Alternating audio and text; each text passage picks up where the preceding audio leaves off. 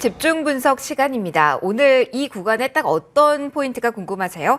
FOMC에서 어떤 이야기가 나올지, 그리고 우리는 이 시간 무엇을 대비해야 되는지 가장 궁금하실 텐데요. 이런 궁금증들 하나씩 풀어보는 시간 저희가 마련했습니다. 황세훈 자본시장연구원 연구위원과 지금부터 함께 하시죠. 어서 오십시오, 연구위원님. 네, 안녕하세요. 안녕하세요. 네네. 자, 내일 FOMC 결과가 발표됩니다. 새벽에 발표된 이후에 기자회견에서 6월 달의 행보까지 저희가 예측을 할 수 있을 전망인데, 자, 관전 포인트 먼저 정리부터 들어보도록 하겠습니다. 어디에 저희 포커스를 내일 새벽 맞춰보면 좋을까요? 네, 일단 기본적으로 0.5%의 기준금리 인상 가능성은 거의 확실시되고 있습니다. 시장에서 0.5%의 가능성은 이미 거의 99%의 수준으로 반영이 되어 있다고 평가를 할 수가 있죠. 그렇기 때문에 실제로 0.5%는 아마 올라갈 것이라고 봐야 되는 거고요. 더 중요한 부분은 향후의 기준금리 인상 스케줄을 어떤 식으로 예상을 해야 될 것인가, 여기에 대해서 예를 들자면 점도표의 변화가 있을 것이냐, 이런 부분들에 대해서 더 많은 관심을 기울이실 필요가 있을 것 같습니다. 지난 3월 달에 FOMC가 열렸죠. 그리고 거기서 기준금리가 0.25% 인상이 결정이 됐고요. 근데 그때 나왔던 굉장히 중요한 정보 중에 하나가 연말까지 그러니까 올해 연말까지 기준금리 적정 기준금리의 그 점도표 상에서 나타나는 적정 기준금리가 1.85%였습니다. 이것은 기준금리의 상단이 2%가 된다는 것을 의미하는 것이거든요.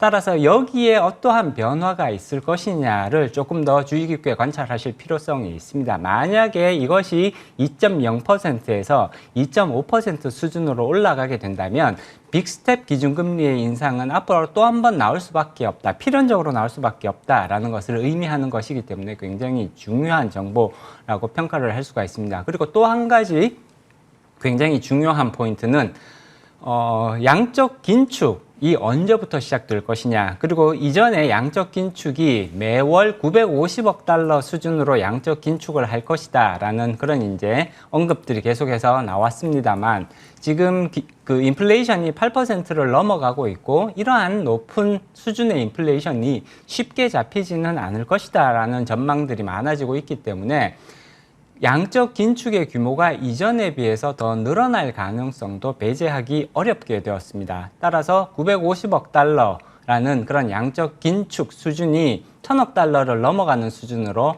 더 증가할 가능성을 배제하기가 어렵고요. 연준의 이제 결정 이후에 나오는 이제 그런 이제 그 의견 내지는 그 스테이트먼트에서 950억 달러보다 더 높게 나올 것이냐, 혹은 거기에 대해서 시작하는 스케줄에 대해서 조금 더 구체성을 가지기 시작하느냐, 내지는 더 규모가 커지느냐, 이런 부분들도 굉장히 중요합니다. 시장에 큰 영향을 미칠 수 있는 요소이기 때문에 향후 금리 인상 스케줄, 그리고 양적 긴축의 규모, 속도, 이런 부분들에 대한 정보가 사실은 가장 중요한, 시장에 영향을 많이 미치는 정보라고 볼 수가 있죠. 그럼 현재 시점에서 시장은 최대 올해 5회 정도 금리 인상을 이 정도의 신호만 나온다면은 그렇게 큰 충격은 받지 않을 것이다, 이렇게 생각을 해도 될까요? 일단 기본적으로 시장에서는 2.5% 기준금리가, 연말 기준금리가 2.5%까지 갈 수도 있다라는 가능성을 이미 상당 부분 반영하고 있습니다. 그렇기 때문에 2.5% 수준이라는 그런 시그널들이 나오게 된다면 약간의 조정 정도는 추가적으로 나타날 수 있습니다만, 시장이 여기에 그렇게 크게 패닉에 빠진다든지 그 정도의 반응이 나오지는 않을 것 같습니다. 다만 2.5% 가지고 충분할 것이냐, 연준이 여기에 대해서조차 약간의 그런 이제 의문을 가지기 시작했다, 만약에 이런 시그널들이 나오기 시작한다면 시장은 또 한 번 출렁거릴 수 있습니다. 그리고 양적 긴축에 대해서 한 가지 더 말씀드릴 필요성이 있을 것 같은데, 사실 매월 950억 달러, 현재 이제 예정이죠. 매월 950억 달러의 양적 긴축은 우리가 한 번도 경험해보지 못한 수준입니다. 그렇기 때문에 실질적으로 950억 달러가 매월 이제 시장으로부터 회수가 되었을 때 이 효과가 어떤 식으로 나타날지에 대해서는 사전적으로 정확히 예측하기가 어렵다는 한계점을 분명히 가지고 있습니다. 시장은 이미 950억 달러 정도는 이루어질 것이라는 예측을 가지고 있습니다. 그렇기는 하지만 이것이 한 번도 우리가 경험해보지 못한 영역이기 때문에 그 950억 달러가 어느 정도의 파괴력 내지는 충격을 가져올지에 대해서는 정확하게 평가하고 있다고 이렇게 이제 보기가 어렵거든요. 그렇기 때문에 양적 긴축은 언제든지 그 스케줄이 내지는 그 규모가 현재 예상되고 있음에도 불구하고 실제로 시작이 되었을 때 시장에 충격을 줄 수 있는 요소라는 점은 투자자분들께서 반드시 이해하실 필요성이 있을 것 같습니다.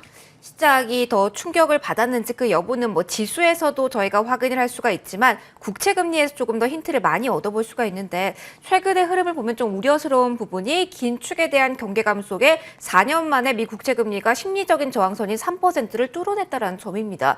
뭐 이게 단기적인 반응일 수는 있겠지만 우리가 여기에서 어떤 포인트를 걱정하고 좀 짚고 넘어가야 될까요? 지금 시장에서 10년물 국채 금리의 흐름은 굉장히 중요한 정보로 해석을 하실 필요성이 있습니다. 10년물 국채 금리가 한동안은 좀 약세를 보인 시기가 있었습니다. 특히 4월 중순 이후에 10년물 국채 금리가 상당히 약세를 보이는 경기 위축, 경기 침체에 대한 우려 때문에 약세를 보이는 그런 구간들이 있었는데 현재로서는 다시 또 강세로 전환되었다라는 점, 다시 약세가 나타날 수 있을까라고 기대하실 수도 있겠습니다만 기본적으로 연준의 스탠스가 경기 침체를 감수하고서라도 인플레이션을 잡겠다라는 의지가 현재로서는 훨씬 더 뚜렷해 보입니다. 이것은 결국은 연준이 기준금리 인상을 계속해서 강하게 밀어붙일 가능성이 높다는 것을 의미하는 것이고요.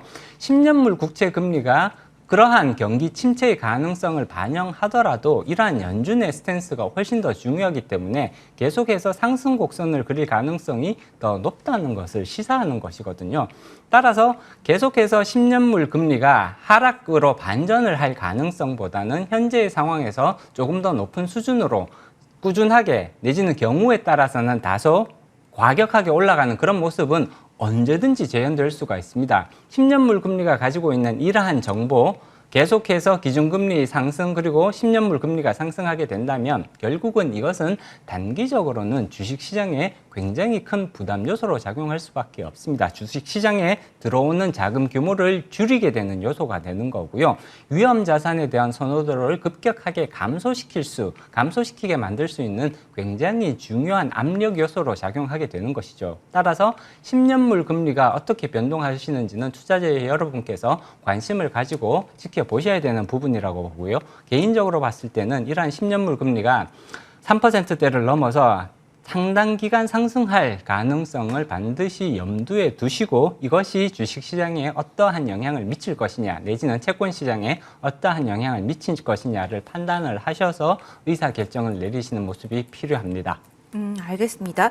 그럼 그와 연동해서 저희가 주의 깊게 봐야 될 부분은 미국 국채 금리가 강달러에 영향을 줄 수 있기 때문에 환율 부분도 좀 체크를 해야 될 것 같습니다. 오늘은 좀 잠잠하긴 하지만 계속되는 고공행진에 이게 좀 불안합니다. 단순한 구도 개입에도 진정세를 보이지 않고 있고 이 시장들이 각각 좀 다른 목소리를 내면서 외환 시장의 영향력이 그리 크지 않은 상황이거든요. 이 점에 대해서는 어떻게 저희가 진단을 할 필요가 있을까요? 일단 당분간은 달러 강세가 이어질 가능성을 더 높게 예상을 하실 필요성이 있을 것 같습니다. 기준금리가 이제 통화 정책이 변환되는 변곡점이 나타날 때 환율은 가장 급격하게 변화를 하거든요. 그리고 이러한 변화는 보통 짧게는 3개월, 길게는 6개월 정도까지도 이어집니다. 지금 연준의 통화 정책의 변곡점은 3월 달부터 시작되었다고 평가할 수가 있습니다. 그러면 3월부터 6월까지가 이 환율 반응이 가장 격렬하게 일어나는 시기일 가능성이 높거든요. 근데